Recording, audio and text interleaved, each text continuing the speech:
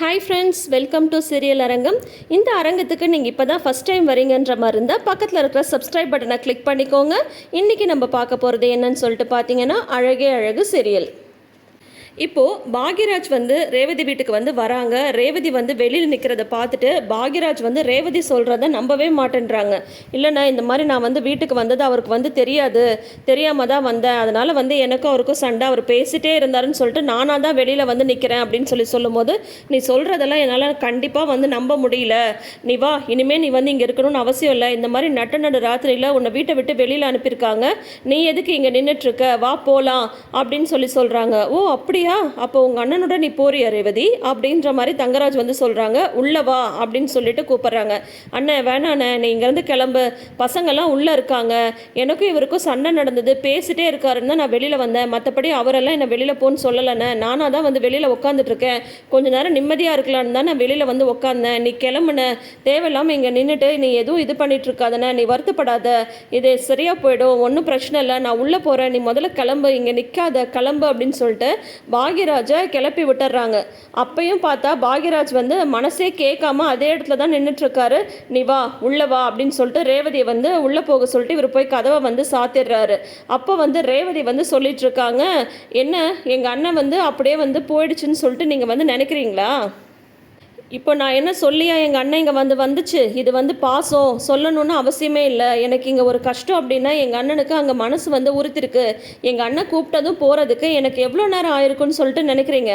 குழந்தைங்களுக்காக போகலன்னு சொல்லிட்டு நினைக்கிறீங்களா? அப்படியெல்லாம் கிடையாது. குழந்தைங்கள கூட்டிகிட்டு நான் இங்கேருந்து எங்கள் அண்ணன் கூப்பிட்ட உடனே போயிருப்பேன். ஆனால் ஏற்கனவே எங்கள் அண்ணன் வந்து சிரமத்தில் இருக்குது. இதில் வந்து வேலையும் இல்லாமல் நான் வந்து வீட்டில் போய் உட்காந்துட்டு எங்கள் அண்ணனுக்கு நானும் பாரமாக இருக்கக்கூடாதுன்ற ஒரே காரணத்துக்காக தான் நான் வந்து போகல. இல்லைனா நடந்தது என்னன்னு சொல்லிட்டு நான் எங்கள் அண்ணனுடைய கிளம்பி போயிருப்பேன். எங்கள் அண்ணனுக்கு என்னால் மறுபடியும் எந்த கஷ்டமும் வேணான்றதுக்காக தான் நான் வந்து போய் சொல்லிட்டு இங்கே இருக்கேன். அதனால் உங்களுக்கு பயந்துட்டுலாம் நான் போகலன்னு மட்டும் நீங்கள் நினச்சிக்காதீங்க. பிள்ளைங்களை கூப்பிட்டுட்டு போகிறதுக்கு எனக்கு ரொம்ப நேரம் ஆகிடாது அப்படின்ற மாதிரி ரேவதி சொல்ல, அதுக்கு தங்கராஜ் வந்து சொல்கிறாரு, ஓ அப்படியா, அப்படியே நீ நினச்சா நீ வந்து பசங்களை கூட்டிகிட்டு போயிட முடியுமா, இல்லை நான் தான் வந்து விட்டுருவேனா? அப்படியெல்லாம் இங்கேருந்து போக முடியாது, பார்த்துக்கோ அப்படின்னு சொல்லிட்டு சொல்கிறாங்க. நீங்கள் வேணால் போய் பாருங்கள், எங்கள் அண்ணன் இப்பயும் வந்து போயிருக்காது. ஏன்னா நான் சொன்னதில் எங்கள் அண்ணனுக்கு நம்பிக்கையே வந்து கிடையாது. மேலே என்னால் எங்கள் அண்ணனுக்கு வந்து எந்த பிரச்சனையும் வரக்கூடாதுன்னு தான் நான் வந்து போகல. இப்போயாவது வந்து புரிஞ்சுக்கோங்க அப்படின்னு சொல்லிட்டு போகிறாங்க. என்ன இவ இப்படி வந்து சொல்லிட்டு போகிறா, அவன் இன்னும் போகாமலா இருப்பான் அப்படின்ற மாதிரி நினச்சிட்டு சந்தேகத்தோட தான் கதவை திறக்கிறாங்க. பார்த்தா கேட்டுக்கிட்டேயே தான் பாக்யராஜ் வந்து நின்றுட்டு இருக்காங்க. என்னடா இது அப்படின்ற மாதிரி தங்கராஜ்க்கு வந்து தோணுது. சரி, இதுக்கப்புறமாவது ரேவதியை கொஞ்சமாவது வந்து புரிஞ்சுக்கிட்டு நடந்தால் பரவாயில்ல. சொன்ன மாதிரி பார்த்தா மலரோட நிலைமையை விட ரேவதியோட நிலைமை தாங்க ரொம்ப கஷ்டம். எவ்வளோ கஷ்டம் இருந்தாலும் எவ்வளோ சிரமம் இருந்தாலும் ஹஸ்பண்டோட ஒரு புரிதல் இருந்தால் எவ்வளோ பெரிய பிரச்சனையும் சமாளிச்சிடலாம். ஆனால் அது இல்லைங்கும் போது பணம் காசு எது இருந்து என்னங்க, வீட்டில் வந்து நிம்மதி இருக்காது, மனசில் வந்து திருப்தி இருக்காது. அப்படி ஒரு வாழ்க்கையை தான் வந்து ரேவதி வந்து வாழ்ந்துட்டுருக்காங்க. கிட்டத்தட்ட வந்து பார்த்தா ரொம்ப ஒரு அவங்கள வந்து அந்த வீட்டிலையே வச்சு அடக்கி வச்சிட்ருக்காரு தங்கராஜ். அவங்கள வச்சுட்டு அந்த வீட்டை வேற ஆண்டுட்ருக்காருன்னே வந்து சொல்லலாம். அவங்க மாமனார் மாமியார் வந்து பார்த்தா தங்கராஜ் வார்த்தைக்கு மறுபேச்சு கிடையாது. சொல்லவும் முடியாமல் அதை மனசுலையும் வச்சுக்க முடியாமல் தவிச்சிட்ருக்காங்க ரேவதி. இங்கே வந்து பார்த்தா அடுத்த நாள் வந்து காலையில் எழுந்து வரும்போதே வந்து மலர் வந்து சொல்லிட்டுருக்காங்க, ரேவதிக்கு கால் பண்ணி பார்க்கணும், நேற்று ஒன்றும் பிரச்சனை இல்லைல்ல அப்படின்ற மாதிரி கேட்கணும், எனக்கு என்னமோ என் மனசில் வந்து உறுத்திட்டே இருக்குது, தங்கராஜனை ஏதாவது சண்டை போட்டிருப்பாருன்னு தோணுது அப்படின்ற மாதிரி மலர் வந்து சொல்லும்போது உடனே பாக்யராஜ் வந்து சொல்லிடுறாங்க, இல்லை நான் வந்து ரேவதி கிட்ட பேசிட்டேன், அங்கே வந்து எந்த பிரச்சனையும் இல்லை, நான் வந்து சொல்லிட்டா, அதனால நீ அதை பற்றி யோசிக்காத மலர் அப்படின்ற மாதிரி வந்து பாக்யராஜ் சொல்லி மலரை வந்து சமாதானப்படுத்திடுறாங்க. அப்போ வந்து மலர் வந்து கேட்குறாங்க, சரி அதெல்லாம் இருக்கட்டும், நான் நேற்றே கேட்கணும்னு நினச்சேன், நம்மளோட பைக் எங்கே அப்படின்றாங்க. நான் தான் சொன்னேனே வாட்டர் வாஷில் இருக்குது அப்படின்னு சொல்லிட்டு. அதெல்லாம் நேற்று நீங்கள் சொன்ன கதை, எனக்கு என்ன தெரியாதுன்னு சொல்லிட்டு நினச்சிங்களா? 6 வருஷமாக நான் உங்களோட குடும்பம் நடத்திட்டுருக்கேன், இதை கூட என்னால் புரிஞ்சுக்க முடியாதா? நேற்றே நான் வந்து கேட்டிருந்தா உங்களுக்கு வந்து சங்கடமாக போயிருக்குன்றதுக்காக தான் நான் வந்து கேட்கல. சொல்லுங்கள், எங்கே நம்ம வண்டி, என்னாச்சு, அதுக்கு என்ன ஆயிருக்குன்றதை என்னால் வந்து கெஸ் பண்ண முடியுது, சொல்லுங்கள் அப்படின்னு சொல்லிட்டு மலர் வந்து கேட்குறாங்க. அப்போ தான் பாக்யராஜ் வந்து சொல்கிறாங்க, தங்கராஜ் ரேவதி பசங்களுக்கு வந்து காது குத்து வச்சாங்க இல்லையா, அதுக்கு வந்து செலவு பண்ணுறதுக்காக பைக்கை வந்து அடமானமாக இது பண்ணி தான் வந்து கடன் வந்து வாங்கியிருந்தாங்க. அதுக்கு வட்டியே கட்டலன்றதுனால பைக்கை வந்து எடுத்துகிட்டு போயிட்டாங்க அப்படின்னு சொல்லிட்டு சொல்கிறாங்க. எவ்வளோ வட்டி கட்டணும் அப்படிங்கும்போது 15,000 ரூபா கட்டணும். நீ அதெல்லாம் ஒன்றும் கவலைப்படாத மலர், இன்னைக்கு சாயந்தரம் வரும்போது நான் பைக்கோட தான் வருவேன், நான் வந்து பணத்துக்கு எப்படியாவது ஏற்பாடு பண்ணி நான் வந்து கட்டிடுறேன் அப்படின்னு சொல்லும்போது ஒரு நிமிஷம் இருங்க அப்படின்னு சொல்லிட்டு மலர் வந்து 15,000 ரூபா பணத்தை கொண்டு வந்து கொடுக்குறாங்க. மலர் உங்ககிட்ட ஏது காசு அப்படின்னு சொல்லிட்டு சொல்லும்போது, இது நீங்கள் கொடுத்த காசு தான், நீங்கள் வந்து இந்த மாதிரி இன்க்ரிமெண்ட் வந்திருக்குன்னு சொல்லிட்டு அன்றைக்கி என்கிட்ட வந்து பணம் கொடுத்தீங்கல்ல, அந்த பணத்துலேருந்து நான் அப்படியே தான் வச்சுருந்தேன், அதுதான் இது அப்படின்னு சொல்லிட்டு சொல்கிறாங்க. அன்றைக்கி வந்து கொஞ்சம் ட்ரெஸ் மட்டும் எடுக்கிறாங்க இல்லையா, பாக்யராஜ்க்கும் பாப்பாவுக்கும் ட்ரெஸ் மட்டும் எடுக்கிறாங்க. மலர் வந்து அவங்களுக்குன்னு எதுவுமே வந்து வாங்கிக்கல. பாக்யராஜ் வந்து உனக்கு என்ன வேணுமோ வாங்கிக்கோன்னு சொல்லி தான் இந்த பணம் கொடுக்குறாங்க. ஆனால் அந்த பணத்தை மலர் வந்து அப்படியே தான் வச்சுருக்காங்க.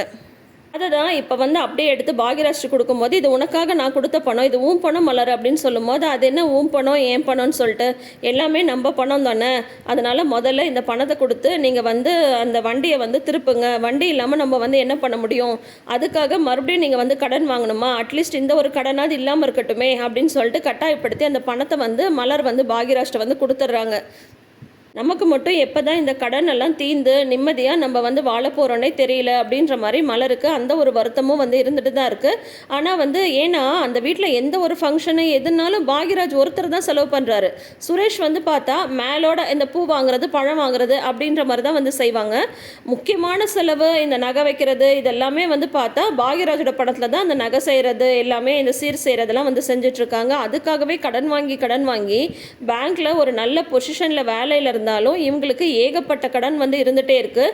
மலர் தான் சொல்கிறாங்க, நம்மளுக்குன்னு இருக்கிறது இந்த பைக் மட்டும்தான், அதுவும் நம்ம கையை விட்டு போகணுமா, முதல்ல போய் பைக்கை மீட்டுட்டு வாங்க அப்படின்ற மாதிரி மலர் வந்து சொல்லிடுறாங்க.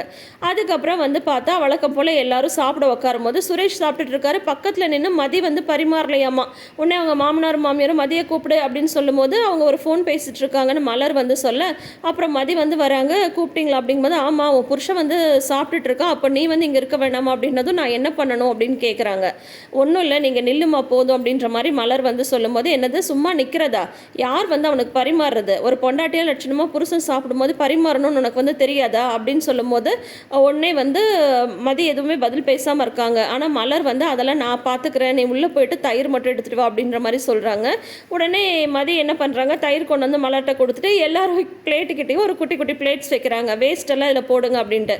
உடனே அவங்க மாமனாருக்கு வந்து கோவம் வந்துடுது, என்ன மறுபடியும் நீ வந்து ஆரம்பிச்சிட்டியா, எப்போ சாப்பிட உட்காரும் போதும் ஏதாவது வந்து நீ சொல்லிட்டே இருப்பியா, நீ சொன்னால் அதை வந்து நாங்கள் வந்து கேட்கணுமா, எங்கள் வீடு எங்கள் இஷ்டத்துக்கு நாங்கள் சாப்பிடக்கூட கூடாதான்ட்டு அவர் வந்து ராகவன் வந்து திட்டுறாரு.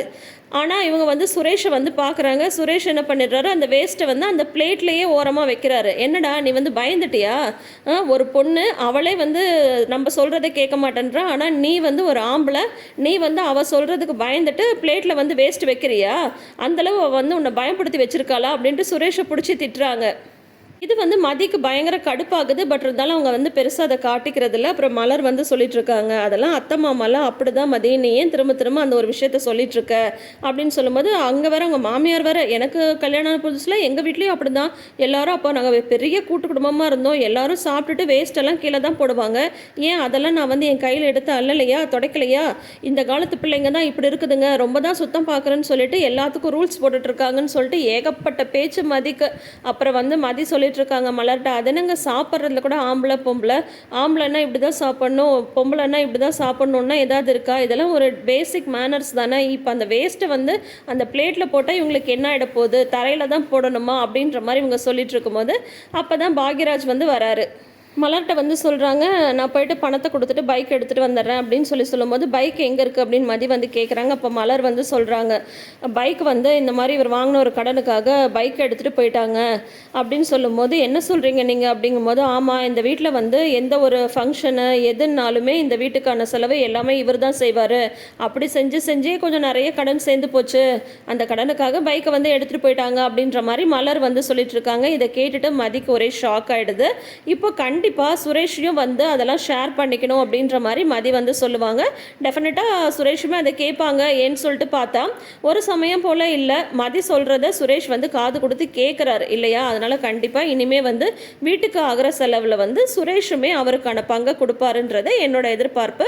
நீங்கள் என்ன நினைக்கிறீங்கன்றதை மறக்காமல் கமெண்ட் செஷனில் சொல்லுங்கள். இந்த ஒரு விமர்சனம் உங்களுக்கு பிடிச்சிருந்தா இந்த வீடியோக்கு ஒரு லைக் கொடுங்க. சீரியல் அரங்கம் சேனலை நீங்கள் இப்போ தான் ஃபஸ்ட் டைம் பார்க்குறீங்கன்ற மாதிரி இருந்தால் இந்த அரங்கம் உங்களுக்கு பிடிச்சிருந்தா சேனலை சப்ஸ்கிரைப் பண்ணிக்கோங்க. பார்ப்போம், ரசிப்போம், பகிர்வோம், மீண்டும் சந்திப்போம். நன்றி.